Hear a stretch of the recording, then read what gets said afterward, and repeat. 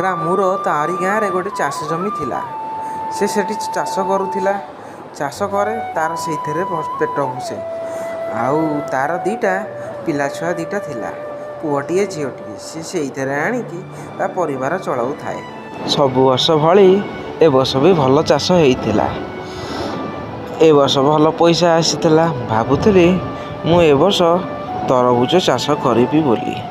ଏମିତି ଭାବିକି ତରଭୁଜ ମଞ୍ଜି ନେଇକି ଗଲା ଭାବିଲା ତରଭୁଜ ଚାଷ କରିବି, ହେଲେ ତରଭୁଜ ପାଇଁ ପାଣି ଦରକାର। ପାଣି କେଉଁଠୁ ଆଣିବି? ଏଇଆ ଭାବିକି ଟିକେ ଧୀରେ ଧୀରେ ସିଏ ଭାବିଲା, ଯାଉଛି ପଡ଼ୋଶୀ ଚାଷୀବାଲାକୁ ବିଶ୍ୱନାଥକୁ କହିବି। ସେ କ'ଣ କହୁଛି ଦେଖିଆ।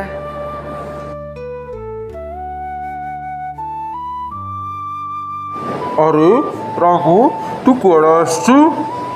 ବିଶ୍ୱନାଥ, ତମକୁ ତ ଜଣା ମୁଁ ତରଭୁଜ ଚାଷ କରିବି। ତରଭୁଜ ଚାଷ ପାଇଁ ପାଣି ଦରକାର। ପାଣି ହେଲେ ମୋ ବିଲରେ ନାହିଁ। ମୁଁ କ'ଣ କରିବି ତମେ କୁହ? ତରଭୁଜ ଚାଷ ନ କଲେ ମୁଁ ଏ ବର୍ଷ କେମିତି ମୋ ଘର ଚଳେଇବି ତମେ କୁହ? ତୁମେ ରାମୁ ପାଣି ପାଇଁ ଏତେ ଭାବୁଛ ନା? ହଉ, କିଛି ବ୍ୟସ୍ତ ହୁଅନି, ମୁଁ ପାଣି ଦେବି ତମକୁ। ତମେ କିନ୍ତୁ କିଛି ବ୍ୟସ୍ତ ହେବାକୁ ପଡ଼ିବ ନାହିଁ। ବିଶ୍ୱନାଥ, ହଉ ମୁଁ ଏବେ ଯାଉଛି। ତମ ଉପହାର ମୁଁ କେବେ ଶୁଝିପାରିବି ନାହିଁ। ତା ଚାଷ ଜମିରେ ଯାଇକି ସେ ମଞ୍ଜି ପକେଇଲା, ପାଣି ଆଣିଲା, ଚାଷ କଲା। 6 ମାସ ପରେ ତରଭୁଜ ଫଳିଲା।